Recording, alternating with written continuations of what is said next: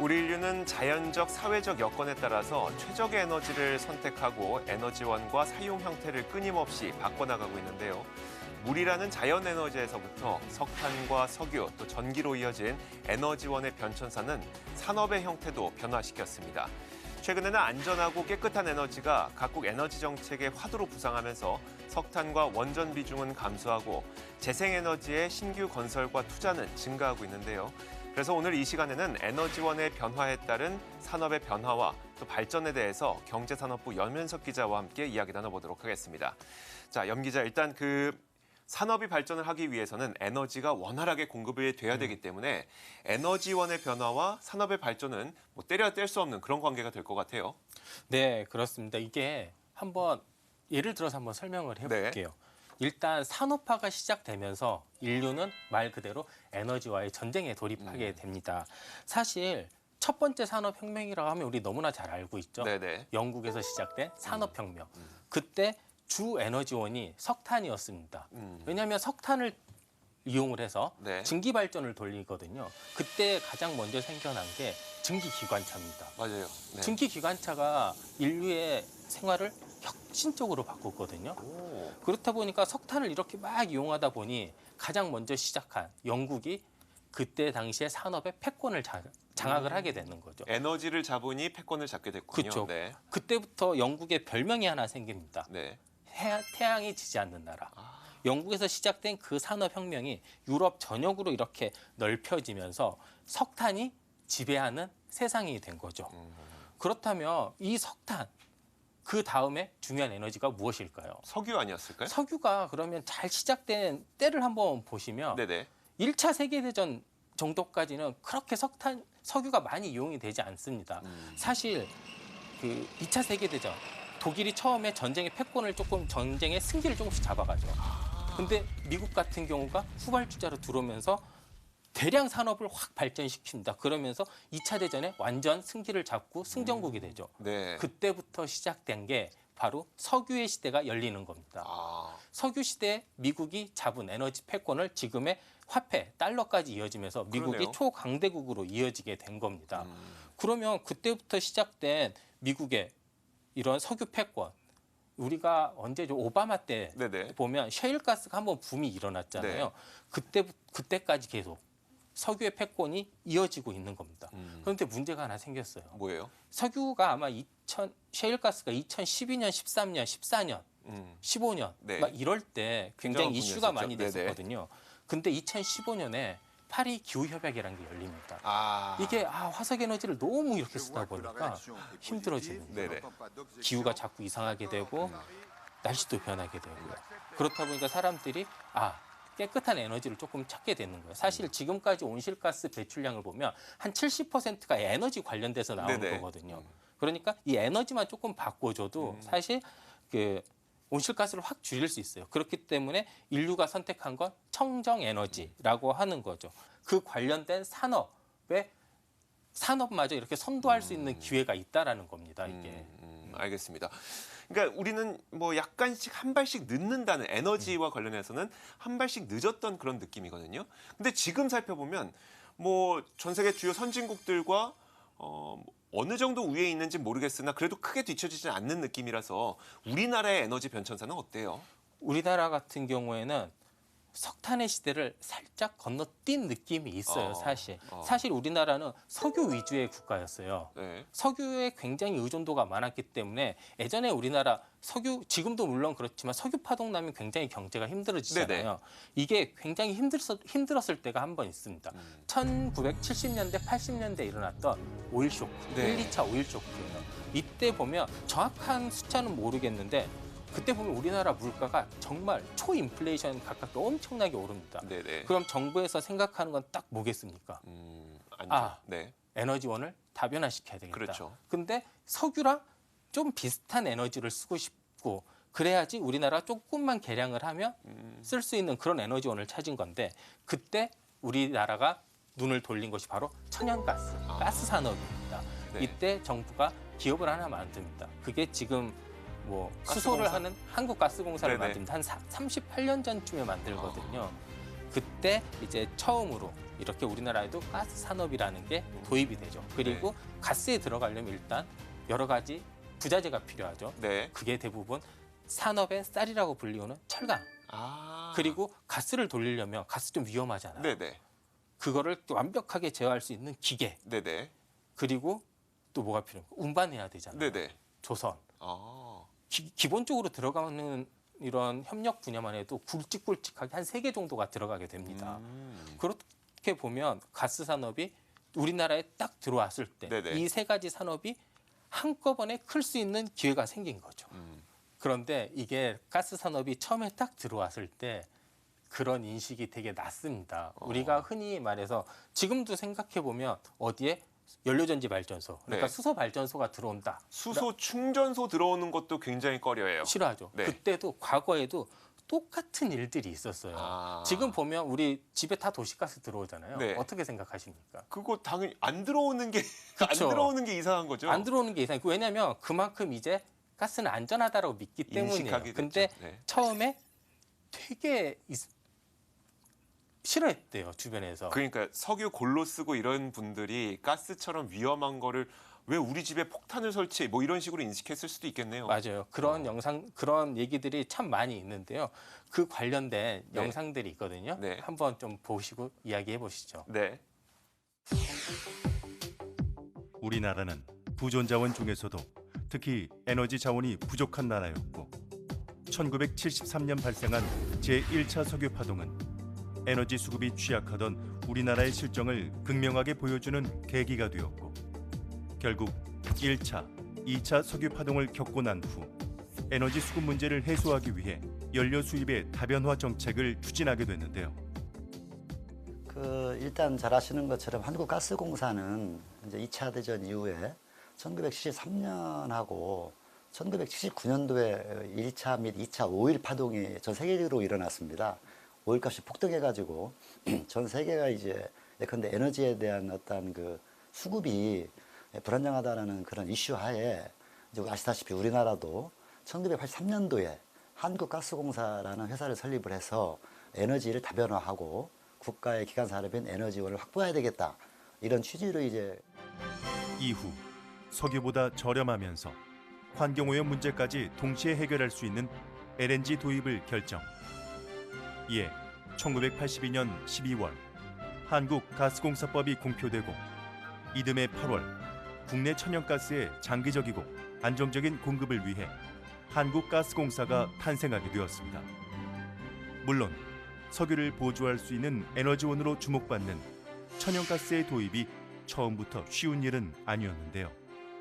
천연가스에 대한 이해도가 전무한 상태였기 때문에 피상적으로 위험하다. 천연가스는 국민들도 초창기에는 뭐 가스 폭탄 설치는 우리 마을에는 절대 안 된다. 이런 의식이 물론 지금도 환영하는 설비는 아닙니다만은 쉽게 말하면 굉장히 위험한 물질, 혐오 설비 이러한 의식이 팽배했기 때문에 특히 이제 천연가스든 어떤 종류의 가스든 가스는 이제 일단 어감 자체가 예컨대 그 일반 국민들이 받아들이기에 좀 막연하게 좀 위험하다라는 의식이 사실 있을 수밖에 없고요. 설립 이후 생산, 공급 체계 구축과 중부권 천연가스 공급을 실현하기 위해 평택과 인천에 생산기지를 건설하였고 또한 LNG 도입 사업을 통해 안정적인 에너지원 확보를 하는데 많은 노력을 기울였습니다. 석유보다 저렴하면서 환경오염 문제까지 동시에 해결할 수 있는 LNG는 창립 초기 100만 톤에서 1995년 말에는 1000만 톤으로 대폭 증가하며 큰 성장을 이루게 되었는데요. 현재 한국가스공사는 국내 각지의 천연가스를 안정적으로 공급하기 위해 총 4개의 생산기지를 건설, 운영하고 있습니다. 예, 저희 공사에서는 80년대 초반부터 계속 기지를 국내 천연가스를 도입하면서 대규모 가스 기지를 지어왔습니다. 처음부터 평택, 인천, 그리고 통영, 삼척을 하면 이번에 당진에 기지를 짓게 되었는데 커다란 이유는 계속적으로 국내에 천연가스 수요가 증가하고 있고 또 최근에 민간의 천연가스 도입 그리고 전전가스 활용하는 분야가 넓어지면서 앞으로 점차 전전가스 수요가 커질 거라고 생각합니다. 자, 이런 우여곡절 끝에 결국 이제 가스공사가 설립이 됐는데 그 이후부터는 이제 천연가스와 관련된 산업이 우리나라에서도 급속도로 발전을 하긴 했을 거예요. 다만 그 당시를 떠올려 보면 우리나라 기술은 분명히 이 천연가스를 다룰 만한 기술력은 아니었을 것 같은데요. 가스 관련 산업은 기계공학의 꽃이라고 불립니다. 그렇게 정말 다루기 힘들어요. 왜냐하면 천연가스를 들여올 때 거의 마이너스 170도 이렇게 꽝꽝 얼려서 와야 돼요. 네. 안 그러면 기체를 그대로 가져야 될 때 너무 부피도 커지고 네. 그리고 또 기체라는 게 굉장히 다루기 어려운 거잖아요. 그렇죠. 그러니까 이만한 용기 하면 보관할 수 있는 양이 굉장히 적어요. 그렇죠. 그렇기 때문에 얘를 압축을 시켜서 아니면 온도를 떨어뜨려서 액체 상태로 운반하는 게 그나마 좀 편하거든요. 네. 그래서 천연가스를 운반할 때는 거의 영하 163도까지 떨어뜨려야 됩니다. 네. 봐보세요. 안 그래도 천연가스도 힘든데 굉장히 액체도 온도가 낮아요. 잘못하면 다 얼어붙는 겁니다. 네네. 정말 힘든 건데 이런 거를 자유자재로 하기 위해서는 한 번에 네. 처음 시도할 때 바로 될 수가 없죠. 당연히 여러 나라의 도움을 받게 됩니다. 그때 당시에 도움을 받던 나라들이 미국, 네. 프랑스, 독일, 일본 여러 나라의 이런 수준 높은 기술들을 받게 됩니다. 그런데 정말 그때 당시에 이렇게 받았을 때 쉽지는만 않았겠죠. 그러니까요. 그때 관련된 영상도 있습니다. 한번 좀 보시죠. 1985년도 10월에 이제 가스공사 입사를 하였는데요. 아시는 것처럼 우리나라는 그때 당시에 석유랄지 원유가 전혀 나지 않는 상태였고, 그래서 어쨌든 천연가스에 대한 이해도가 전무한 상태였고, 기술력이랄지 기자재 또한 우리나라에는 전무한 상태였습니다. 전적으로 외국 선진국에 의존하는 그러한 사업이었었습니다. 이제 그러다 보니까 초창기 건설을 할 때 당시에 국내 기자재 또는 어떤 기술력보다는 말씀드린 대로 선진국의 어떤 그 기술력에 의존하게 되었는데요. 모두 다 외국인들이 주도하고 한국인들은 저를 포함해서 처음으로 이제 임하는 쉽게 말하면 학생 정도의 그러한 이제 입장으로 임하게 되었던 것입니다. 자, 이렇게 여러 국가들 이미 그 산업을 경험해본 그리고 이미 그 에너지를 경험해본 국가들로부터 도움을 받아서 이렇게 발전을 해왔는데 당시에는 외국 기술에 의존했다면 지금은 어떤 상태예요?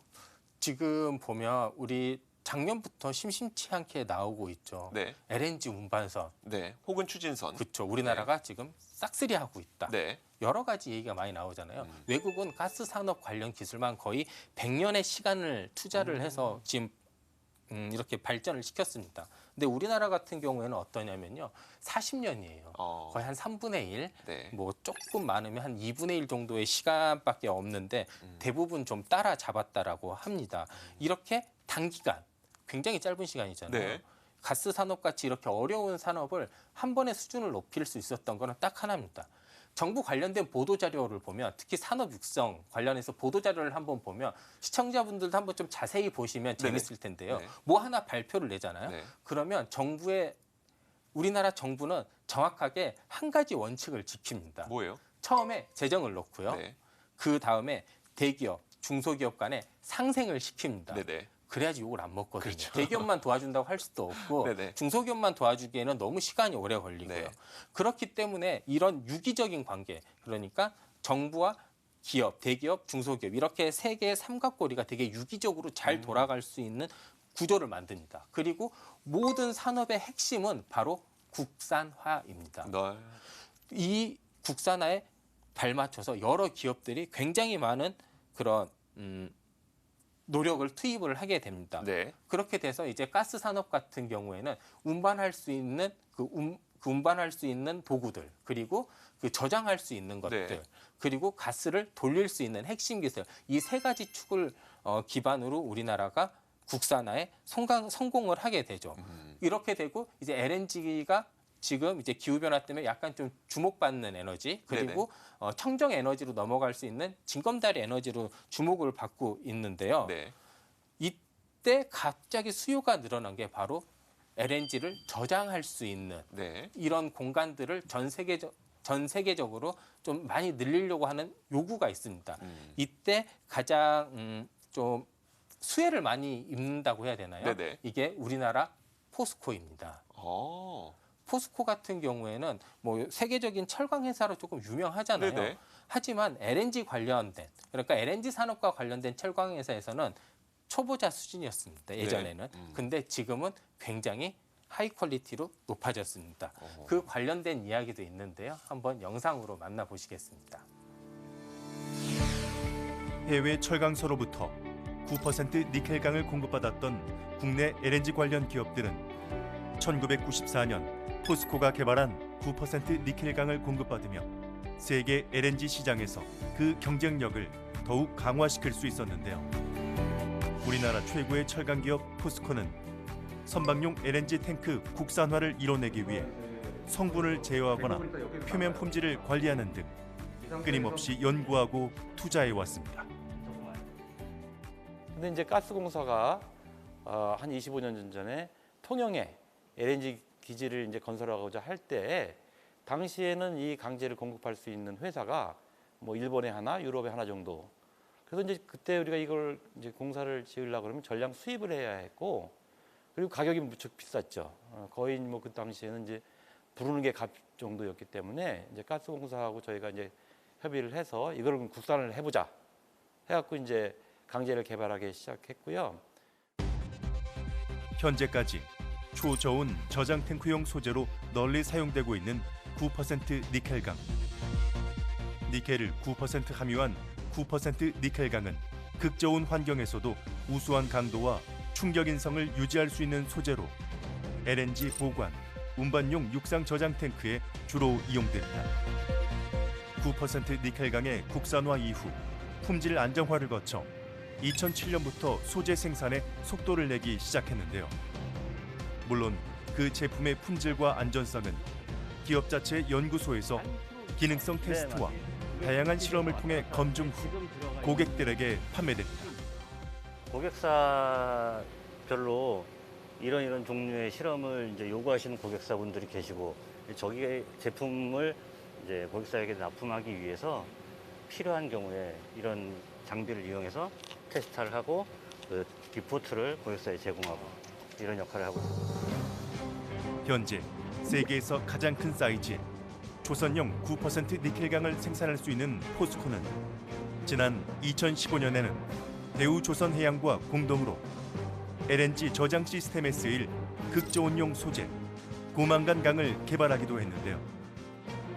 이게 이제 저희가 세계 최초로 개발한 니켈이라는 원소 대신에 망간이라는 원소를 넣어서 하이 망간 스틸로 이제 LNG 그 탱크를 만든 모형이고요. 실제 그 배에 장착이 돼서 지금 한 대가 지금 국내를 운항하고 있고, 그리고 광양에 20만 입방미터 용적의 규모입니다. 엄청나게 큽니다. 그거에 적용을 해갖고 9% 니켈강 대신에 망간강으로 LNG 큰 탱크를 지금 져서 1년째 지금 오퍼레이션을 하고 있습니다. 특히 가격 경쟁력과 활용도가 높은 고망간강 개발 성공으로 LNG 저장 시스템 소재가 다양해졌고, 이로써 한국 조선업계 또한 일본, 중국과의 기술 격차를 벌릴 수 있게 됐는데요. LNG 수요가 오는 2030년까지 연평균 4% 이상의 성장세가 기대되는 만큼 이에 따른 LNG 생산, 수송, 저장 시설 관련 프로젝트의 신규 발주가 늘어날 것으로 예상하고 있습니다. 앞으로도 저희는 뭐 꼭 우리 회사의 어떤 영속적인 성장과 뭐 안정보다도 생태계를, 기업 생태계를 우리가 어떤 서플라이 체인 상에 있는 모든 산업의 생태계를 강건화하는 데 더 많은 노력을 기울이고자 합니다. 그 지금 이야기를 보니까 저는 왜 LNG 산업에 이 철강사가, 그것도 높은 기술력을 갖고 있는 철강사가 필요한지를 처음에 몰랐어요. 아니 철이지 뭐 이렇게 그쵸. 생각을 했었는데 그게 아니라 LNG를 보관할 수 있는 철은 또 다른 철이고 그렇죠. LNG를 운반할 수 있는 철도 또 다른 철이고 그렇죠. 그렇기 때문에 그 기술력이 높은 우리나라의 철강사가 필요했던 것이었는데 그렇죠. 자 그렇다면 운반과 관련된 우리나라의 기술력은 현재 어떤 상태인 거예요? 운반이라고 하면 되게 여러 가지 운반의 형태가 있습니다. 네네. 두 가지로 크게 나눠 볼 수 있는데 첫 번째는 천연가스가 있는 곳에서 우리나라로 가져오는 운반의 형태가 하나 있을 거고 그건 배가 될 거고. 그렇죠. 그 네. 이야기는 조금 나중에 하겠습니다. 네. 두 번째 운반이 핵심입니다. 왜 에너지가 재정이 투입이 돼야 되는지 보여주는 게 두 번째 운반의 사례입니다. 가지고 와서 잘 보관만 하면 뭐 합니까? 네. 우리 국민들이 발전소로 뿌려줘야죠. 쓸 수 있게 네네. 뿌려줘야 되잖아요. 네. 그 배관을 만드는 이것도 굉장히 중요하거든요. 그렇죠. 그러면 배관 같은 경우야 뭐 포스코든 어디든 굉장히 높은 기술력으로 안전하게 다 만들 수 있는데 네. 보내야 되잖아요. 네. 우리 기체를 보낼 때 어떻게 보냅니까? 펌프가 필요하겠죠? 그렇죠. 네. 그 펌프를 만드는 게 바로 압축기라는 겁니다. 이게 천연가스 같은 경우에는 우리나라 국토로 보내려면 7, 80배로 압축을 해야 돼요. 그러면 네. 우리나라에는 일반적인 공기 압축 회사들밖에 없었어요. 처음에. 네. 그러면 서너 배 정도 압축할 수 있는 기계를 만들고 있었었는데 그게 7, 80배로 성능을 무려 한 20, 30배 높여야 되는 이런 엄청난 압축기를 만들어야 됩니다. 네. 그러면 우리나라가 당장 할 수 있을까요? 당장은 못 하겠죠. 어떻게든 할 수는 있는데 네. 누가 써줄까요? 아니 트랙 레코드가 없는데 당장 안 쓸 것 같은데요.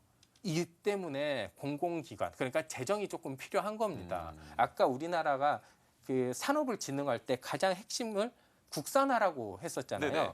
그 국산화를 하려면 어찌됐건 트랙 레코드를 조금 쌓아서 쌓아놔야죠. 안전하다라는 걸 좀 보여줘야 됩니다. 네. 그렇기 때문에 하나 기업이 있는데 네. 우리나라에서 가장 이런 압축기를 잘 만드는 회사가 한화에 있거든요. 원래 한화로 인수가 된 회사고요. 네. 애초에는 삼성 삼성? 계열사였습니다. 네, 그렇죠.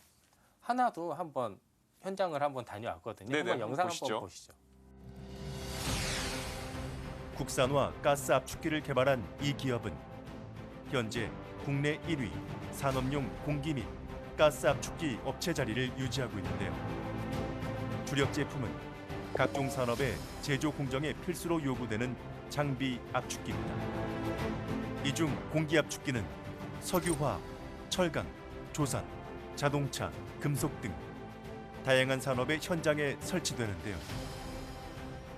저희의 그 초기 사업은 공기 압축기로부터 시작이 됐고, 가스공사하고 이제 그 일을 시작하면서 가스 압축기라는 아이템을 이제 개발하게 됐고, 그런 측면에서 가스공사가 그 가스 압축기를 국내에 국산화 개발하는 데 굉장히 큰 기여를 한 기업이라고 저는 보고 있고요. 또한 가스 압축기는 육상과 해상에서 이루어지는 에너지 자원의 채굴, 운송, 저장 및 재처리, 에너지 회수 등의 공정에서도 쓰이는데요. 특히 국내 최초로 해상 LNG 플랜트와 LNG 캐리어가 들어가는 가스 압축기를 개발해 납품하기도 했습니다. 가스공사가 이제 국산화 의지를 가지고 국내에서 기술력이 굉장히 뛰어난 저희와 같은 업체를 선정을 해서 공동개발 사업을 만들었습니다. 그래서 그 공동개발 사업을 통해서 이제 저희들이 성공적으로 개발을 해서 그 가스공사의 여러 사이트에 이제 다 납품을 해가지고 지금 성공적으로 굉장히 긴 시간 동안 운영을 하고 있습니다. 압축기는 공장에 동력을 제공하는 설비로 검증된 안전성과 내구성이 무척 중요한데요. 멈추거나 고장이 나면 생산에 차질이 빚어지기 때문에 어마어마한 금전적 피해가 발생합니다. 이는 압축기를 구매하는 고객들이 모든 것을 꼼꼼히 따져 신중하고 보수적으로 제품을 선정하며 기존의 신뢰관계를 쌓은 업체를 선호하는 이유이기도 하죠. 가스공사하고 굉장히 오랜 시간 동안 일을 해오면서 첫 번째는 신뢰가 쌓였고 두 번째는 저희 회사에 대한 기술력이 인정이 됐기 때문에 새로운 그 프로젝트를 수행함에 있어서 가장 핵심적인 두 가지 장비에 대해서 저희들이 공급하게 되는 그러한 성과까지 이르게 됐습니다.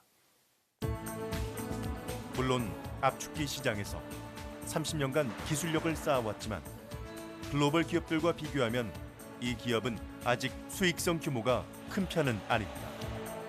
하지만 오랜 기간 다져온 신뢰를 바탕으로 안전하고 우수한 품질의 제품을 생산해내고 있는데요. 실제로 가스 같은 경우는 압축기가 공정적인 측면에서도 중요하고 가스 같은 부분 실링이 잘 돼야 되기 때문에 기술적으로 그 설계한 경험과 실적을 많이 보게 되는데 저희도 그 가스공사하고 프로젝트를 수차례 진행하면서 저희 기술도 개발하고 여러 가지 성공적으로 프로젝트를 수행을 했기 때문에 앞으로 더 많은 프로젝트를 수행할 수 있는 그 밑거름이 되는 거죠. 네. 최근에는 세계 최초로 해상 가스 처리 시설에서 사용되는 유증기 회수용 터보 압축기도 개발해 메이저 고객에게 납품하는 등 국내를 넘어 세계 최고의 기술을 갖춘 압축기 업체로 발돋움하고 있는 것입니다. 저희 하나파워 시스템은 약 300여 개의 협력업체가 있습니다. 그래서 그 협력업체하고는 굉장히 유기적인 그 협력 관계를 계속 만들어 오고 있고, 또 하나는 이 협력업체들이 저희들이 이제 새로운 제품을 개발하거나 또는 그 수주해가지고 이제 제품을 설계하고 제작하는데, 그 과정에서 우리 협력업체들이 함께 기술이 한 단계 업그레이드가 되고, 그다음에 그 사업 자체가 해외로 같이 동반 진출할 수 있도록 서로 기회를 나누고 있고요. 우리 협력업체하고 유기적으로 협력을 잘 하고 있습니다. 자, 지금까지 얘기한 것만 놓고 보더라도 천연가스를 도입하는 그것 하나만으로 조선산업이 발전했죠. 철강산업 발전했죠. 압축기 산업 발전했죠. 그렇다고 했거든요. 그런데 계속 이제 그 이야기 중에 살짝 언급됐던 것처럼 분명 대기업들뿐만 아니라 그 대기업과 함께 이런 부품들이나 기자재를 만들어가는 중소기업들도 함께 성장을 했다 그랬었어요. 그러면 어떤 중소기업이 이 가스 산업을 주력으로 좀 키우고 있는 걸까요? 중소기업이 사실 가스 산업처럼 이렇게 문턱이 높은 네네. 곳을 진입하기는 쉽지가 않습니다. 가스 산업 같은 경우에는 우리 배관망을 설치하는 곳 있잖아요. 네네. 이쪽에 중소기업들이 많이 투입이 됩니다. 뭐 간단히 말하면 뭐 건설사가 있을 수 있고요, 설계하는 회사가 있을 수도 있고, 네. 시공사가 있을 수도 있고, 그 배관에 들어가는 여러 부품을 만드는 회사들이 있을 수 있습니다. 그렇게 보면 우리가 그러면 도대체 얼마나 이게 수익이 날까를 한번 좀 생각을 해봐야 됩니다. 네. 사실 배관공사라고 하면 조금 막막합니다. 네. 돈이 얼마나 들어가는지 잘 모릅니다. 정확하진 않는데요. 대략 우리나라에서 배관, 가스 배관 한 10km 네. 정도를 이렇게 설치를 하려면 사업비가 한 100억 정도 들어간다고 합니다. 10km에 100억이요? 네, 그러니까 상당히 많은 돈이 투입이 비싼데요? 되죠. 네. 우리나라에 지금 설치된 배관이 4,900km, 그러니까 한 5,000km 정도 되는데요. 네네. 여기에 100억을 곱해보면 지금까지 나온 이런 공사 규모가 대충 이제 산정이 될 텐데 네네. 그 엄청난 재정, 돈이 어느 정도 이런 중소기업이나 지역 그런 산업 육성에 많은 도움을 주고 있거든요. 그러면 우리 건설은 좀 어떻게 되고 있는지 좀 궁금하지 않으신가요? 네, 실제로 한번 보면 좋을 것 같아요. 그렇죠. 네. 그 저희가 지금 거의 우리나라가 지금 완성이 돼가고 있거든요. 네네. 그 정말 다 연결되기 전에 어렵게 현장을 하나 다녀왔습니다. 요즘 또 코로나 시국이어서 굉장히 좀 어렵게 섭외를 했는데요. 방역 수칙을 잘 지키면서 한번 다녀와 봤습니다. 도시가스 소외 지역이었던 충남 청양군. 이곳에도 내년 하반기부터 천연가스가 본격적으로 공급될 예정인데요. 지난해 10월 한국가스공사와 청양군이 비봉면 용천권역 도농교류센터에서 청양 홍성 천연가스 공급설비 건설공사 착공식을 가진 이후 천연가스 주배관 건설공사가 한창입니다. 가스 배관은 어디에 있나요? 지금 여기 관리소에는 지금 아직 설치는 안 됐고요. 저희가 주배관은 지금 관리소 바깥쪽 도로 쪽에 지금 매설이 되어 있습니다. 저희 이쪽으로 보시면 이제 홍성으로 나가는 라인이고요. 네네. 이쪽이 이제 청양으로 나가는 라인인데 다 네네. 도로 밑에 지금 매설이 완료되어 있는 상태입니다. 여기 다 지금 깔려 있는 네, 다 깔려 있는 상태입니다.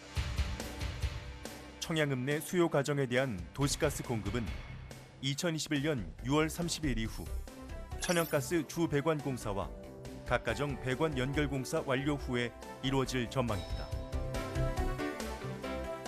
청양군은 내년 하반기 도시가스가 본격 보급되면 가구당 월 10에서 20만 원 정도의 연료비가 절감되는 효과가 있을 것으로 기대하고 있습니다. 저희가 이제 21년 6월에 공사가 완료되게 되면 이제 청양군 내에 약 한 1,700가구 정도의 도시가스가 이제 공급되게 됩니다. 내년 6월 말 완공 예정인 이 사업은 정부의 제13차 장기 천연가스 수급 계획에 천연가스 신규 공급 지역으로 반영되며 시작됐는데요.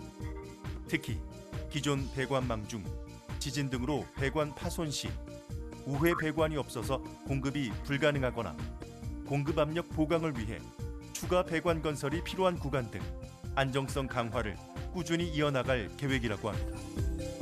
또한 앞으로도 지방 취약계층의 생활 안정과 에너지 사용 형평성 제고를 위한 신규 배관을 건설할 예정이라고 하는데요. 가스 배관은 전력망하고 함께 국가 에너지에 굉장히 중요한 망입니다. 그 이유는 가스 배관망이 국가 에너지에 중요한 역할을 담당하기 때문인데요.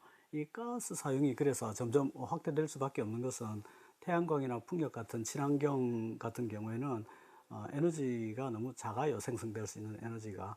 그리고 비용도 많이 들고 연결했을 때 전력망이 불안한 이런 문제점도 있습니다. 그러다 보니 가스 사용량이 당분간 확대가 돼야 될 텐데요.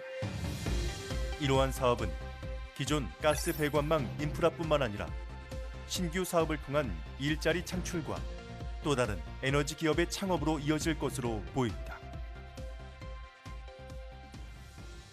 저희들이 함께 동반선장을 위해서 27개의 중소기업 업체와 협력하여서 가스 공급을 하고 있는데 그 일자리는 1,593개의 일자리가 간접적으로 창출되는 효과를 보고 있습니다. 지금까지는 이제 천연가스를 에너지원으로 사용하게 됨으로써 우리가 직접 연결된 산업들 있잖아요. 인프라를 만들고 그 인프라에 들어가는 기자재를 공급하고 이런 내용들이었다면 이 외에도 다양한 산업 발전의 원동력으로 작용을 했다고 얘기를 했어요. 그 가운데 하나가 조선산업이라고 했었고요. 여기에 대한 이야기 한번 해주시면 어떨까요? 뭐 LNG선이 아니더라도 우리나라는 굉장히 높은 수준의 조선 기술력을 가지고 있습니다. 네. 한번 살펴보면 작년부터 이런 기사들이 되게 많이 나오고 있죠. LNG 관련 선박들 우리나라 조선소들이 싹쓸이하고 있다. 네네. 작년에는 뭐 거의 다 했고 올해도 한 60% 이상 지금 싹 쓸어오고 있다고 합니다. 네네. 11월에만 한 60%, 11월에 나온 그런 발주량이 한 60% 정도 가져왔다라고 하는데요. 아까 제가 처음에 말씀드렸을 때 천연가스를 우리나라가 수입할 때 대체 그러니까 보조 에너지원으로 네. 나라에서 수입을 하고 네. 그 수입을 하기 위해 공공기관인 가스공사를 만들었다고 했잖아요. 네. 하나 회사가 대규모로 사오게 됩니다. 가스공사가 국제 LNG 시장에 굉장히 큰 바잉 파워를 가지고 있었던 거죠. 네네. 예전 기준만 하더라도 우리나라가 지금 물론 중국이 천연가스를 지금처럼 이렇게 많이 쓰기 전에 일본과 우리나라가 거의 그런 천연가스 시장을 양분하고 있었어요. 일본이 가장 많이 수입을 했던 국가가 일본과 한국이었죠. 그렇죠. 네. 근데 일본은 민영화가 돼 있잖아요. 네네. 여러 회사에서 나눠서 가져가는데 우리나라는 가스공사 한 곳에서 다 수입을 해옵니다. 네네. 굉장한 바잉 파워가 있는 거예요. 이때 보면 좀 한 가지 재밌는 일화가 있습니다. 36년 전입니다. 네네.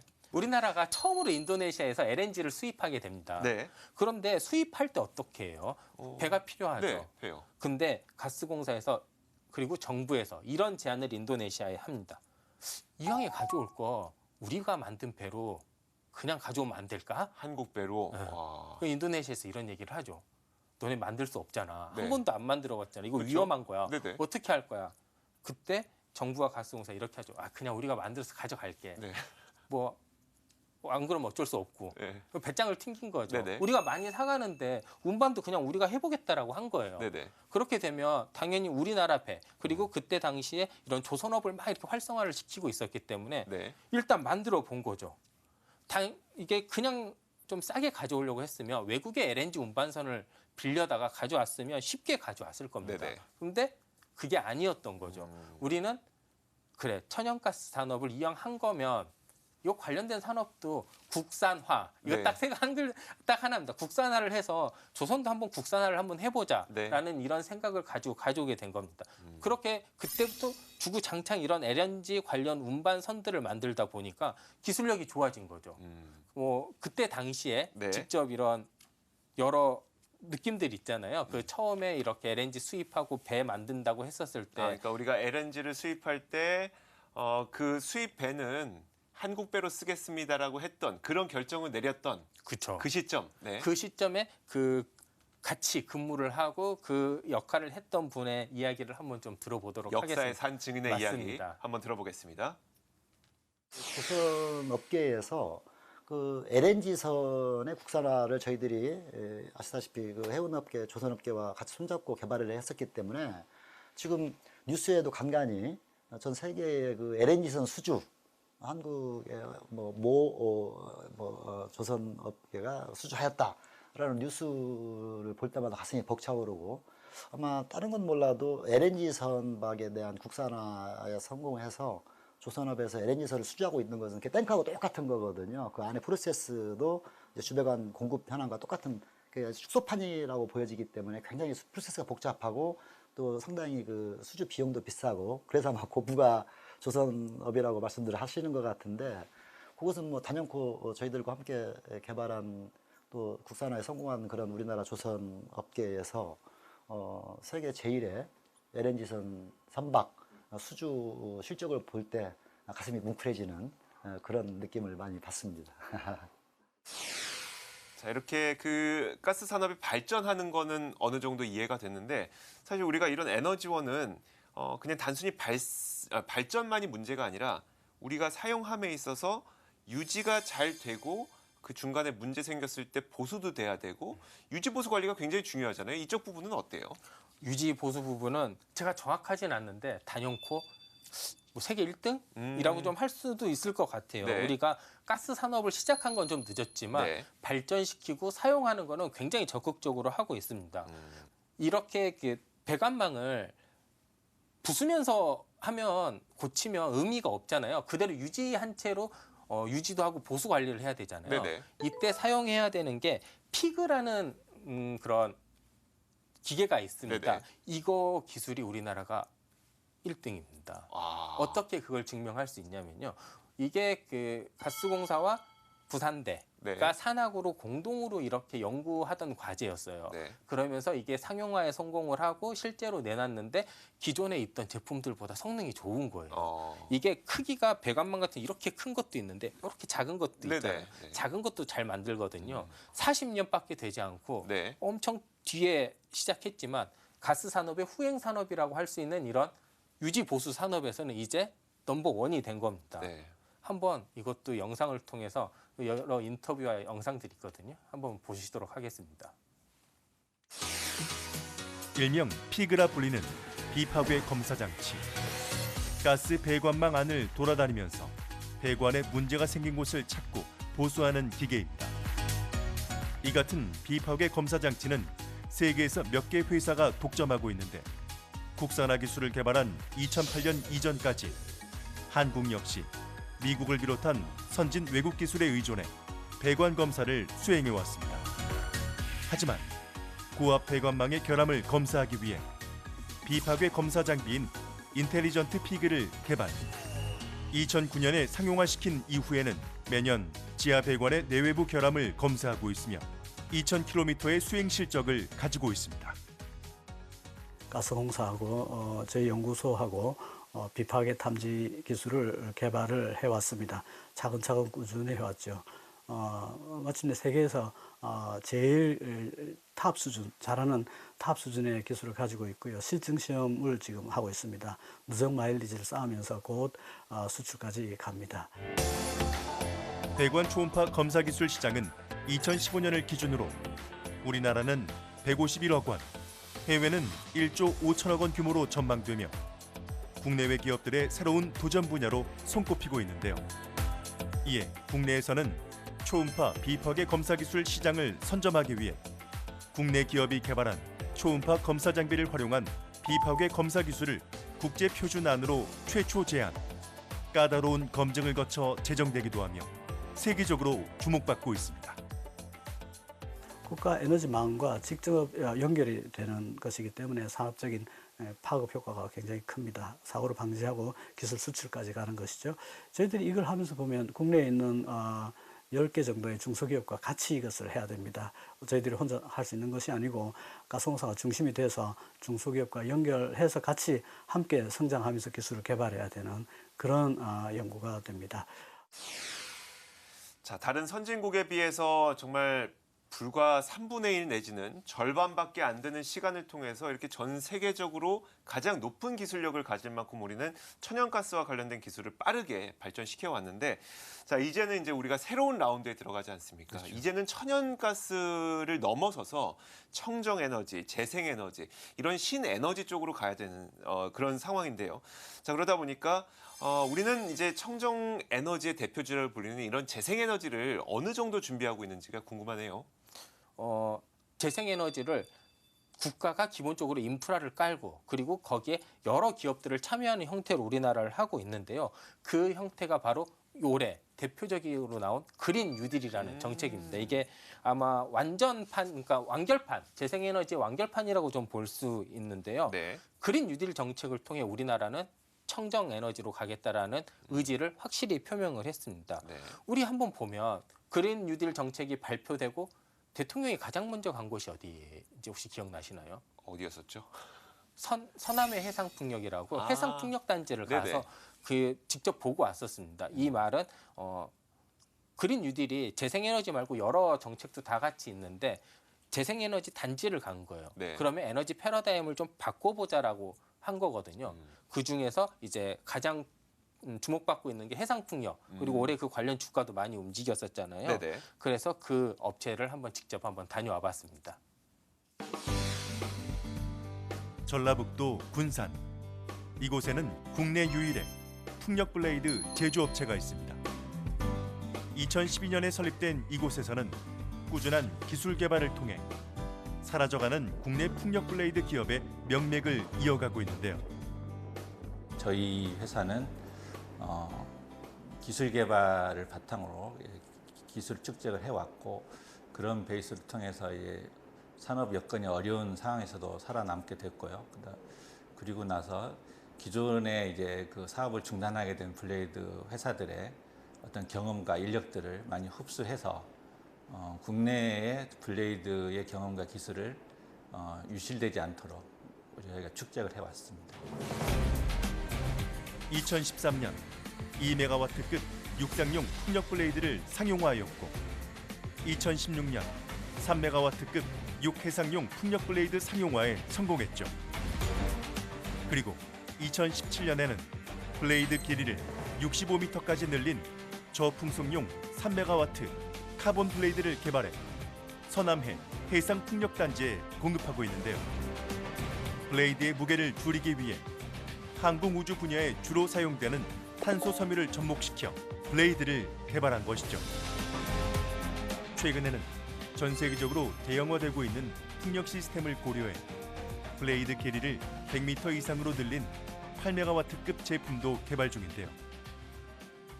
수출에 대한 준비는 저희가 세계 수준의 성능 그리고 가격 경쟁력을 기본적으로 확보를 하고 있는 단계고요.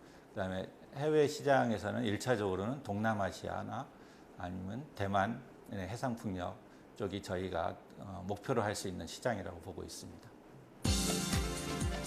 정부의 그린 뉴딜 정책에 힘입어 꾸준한 기술 투자와 개발이 이루어진다면 해외 시장에서도 충분히 승산이 있습니다.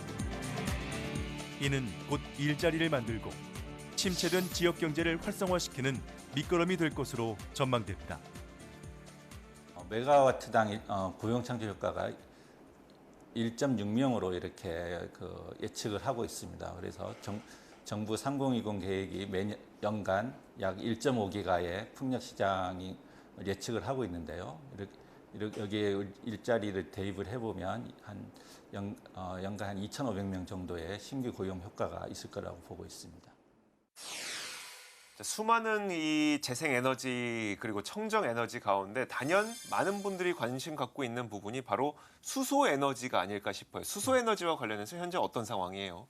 작년 말에 수소경제 로드맵이라는 거를 발표를 하고 수소를 집중 육성을 하려고 합니다. 왜 수소가 주목을 받을 수밖에 없냐? 재생에너지는 간헐성이라는 대표적인 약점을 가지고 있어요. 그리고 에너지는 적재적소에 바로 투입이 돼야 돼요. 네. 사실 재생에너지 같은 경우에는 우리가 지금 당장 전력이 10%가 더 필요해요. 네. 그러면 그 10%를 재생에너지로 바로 만들 수는 없잖아요. 더 생산할 수는 없죠. 화석연료는 그게 되잖아요. 불을 더 떼면 되니까요. 떼면 되니까. 그거를 할 수 있는 게 수소는 약간 좀 화석연료의 특징을 가지고 있습니다. 네. 수소도 이렇게 통으로 연료로 이렇게 공급을 하게 되는 거잖아요. 네. 그렇기 때문에 이런 간헐성 문제를 해결할 수 있는 가장 좋은 겁니다. 아까 제가 말씀드렸을 때 수소는 통에 보관한다고 했잖아요. 네네. 운반, 저장 문제도 한꺼번에 해결이 되는 겁니다. 그렇기 때문에 뭐 수소는 말할 것도 없이 여러 분야를 해서 다양하게 지금 기술 개발이 들어가고 있습니다. 네. 자동차, 발전소. 그런데 이게 수소가 자동차 발전소에만 들어가는 게 아닙니다. 그러면요? 수소 드론이라는 게 있습니다. 수소 드론. 네. 네. 그래서 그 배터리 그리고 고효율을 낼 수 있는 수소를 배터리처럼 장착을 해서 수소 에너지를 이렇게 사용하는 드론이 있더라고요. 네. 이 드론을 직접 실증하는 곳을 한번 다녀와 봤거든요. 네. 한번 같이 현장 한번 보시겠습니다. 지난 11월 수소 드론을 활용해 바다에 빠진 낚시객을 구조하는 비행 시연이 실시됐는데요. 사람이 접근하기 어려운 해상 응급 상황 발생 시 신속한 인명 구조를 돕는 수소 드론의 새로운 활용 가능성을 확인한 것입니다. 이 수소 드론을 충분히 우리가 전력화시킬 수 있다면은 사실은 내륙에서는 훨씬 더 편하게 더욱더 유용하게 많은 목적으로 활용할 수가 있을 것입니다. 현장에 투입된 수소 드론은 국내 한 기업에서 자체 개발한 수소 연료 전지 기술을 장착했는데요. 기존 20분 안팎의 비행만 가능했던 일반 드론과 달리 2시간 이상 장거리 비행이 가능합니다. 섬 순찰과 인명 구조까지 30km 거리를 60분 비행해 기존 배터리 드론의 한계를 극복한 것이죠.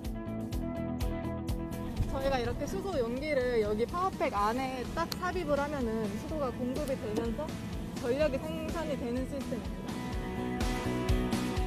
수소 드론의 경쟁력은 발전 효율이 높은 연료 전지를 바탕으로 한 긴 비행 시간에서 나옵니다. 국내 한 기업에서는 약 2년의 연구 개발 끝에 지난해 10월 드론용 연료 전지 팩과 수소 드론 양산을 시작했고 이제 상용화 단계에 들어섰습니다. 여기서는 저희 연료 전지에 대한 이제 그 성능이 우리가 요구하는 수준이 나오는지에 대해서 이제 제품을 이제 스택이라는 거에 대한 활성화 공정이 들어가고요. 그리고 그거에 대한 이제 제품이 드론에 장착했을 때 이상 없는 성능이 낼 수 있는지에 대한 이제 검사를 실제로 하는 장비입니다. 장시간 비행 성능을 바탕으로 한 수소 드론은 건설, 광산, 현장 매핑과 모니터링을 비롯해 시설물에 대한 안전 및 공공인프라 점검, 그리고 실종자 수색 및 오염원 발견 등 다양한 산업 현장에서 활용될 수 있는데요. 일단 저희가 이제 단순히 드론만 공급하는 것이 아니라 여러 가지 AI라든가 전체 통합 소프트웨어 솔루션까지 제공을 하고 있어요. 그래서 국내에서는 뭐 에자일 소다라든가 이런 몇 가지 민간 기업들과 같이 협력해서 AI 통합 태양광 관제 솔루션 등을 제공하고 있고요.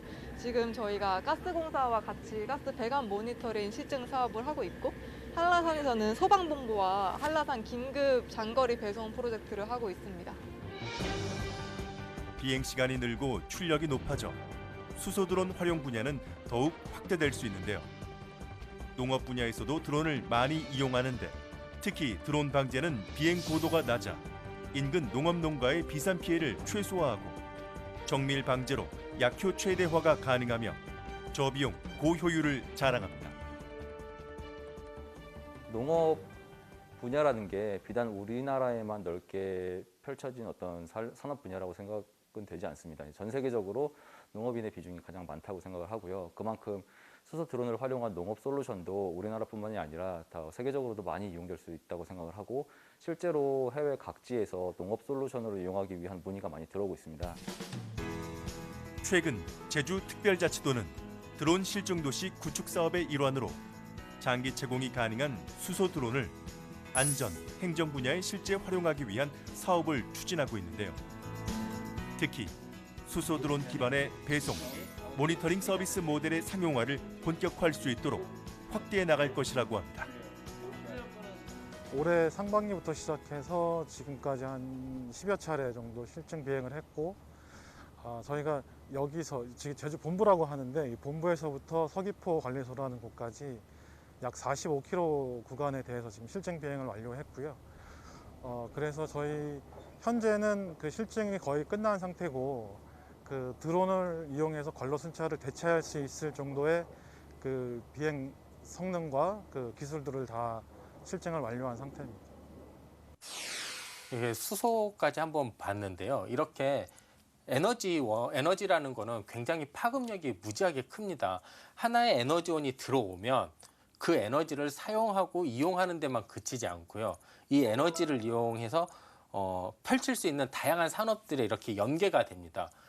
아까 방금 전에 본 게 이제 수소여서 수소 말씀을 잠깐 드리면, 수소라는 에너지원을 통해서 가장 먼저 우리의 탈 것, 모빌리티 산업이 변화가 되고요. 네네. 그리고 발전 산업, 수소 연료전지로 대체가 됩니다. 그러면 여기에 또 파생되는 여러 산업 분야가 지금 기존과는 또 다른 형태이기 때문에 이 사이 하나에서 새로운 산업적인 기회가 생기게 되는 겁니다. 특히 이런 청정과 기후변화로 인한 청정 에너지가 사용이 돼야 되고, 이거를 잘 효율화시킬 수 있는 4차 산업혁명이 시대된 이때, 그러니까 지금 이런 격변기 시대 때 우리가 주도권을 딱 잡을 수 있는 거거든요.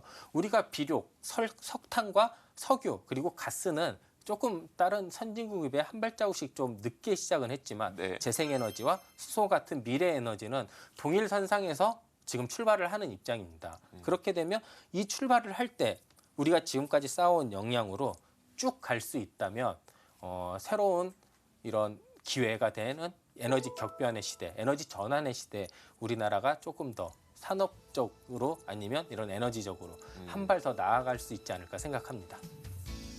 코로나19에 대응하기 위해서 정부는 지속 가능한 에너지 발전으로 전환하는 그린 뉴딜을 추진하고 있는데요. 이 에너지 전환이 소비와 공급 또 전달 체계를 혁신해서 안정적으로 친환경 에너지를 공급하고 또 신산업 육성을 통해서 일자리까지 창출하는 동반 성장에 빛이 될 수 있을지 우리도 지켜봐야겠습니다. 지금까지 경제산업부 염현석 기자와 함께했습니다. 수고하셨습니다. 감사합니다.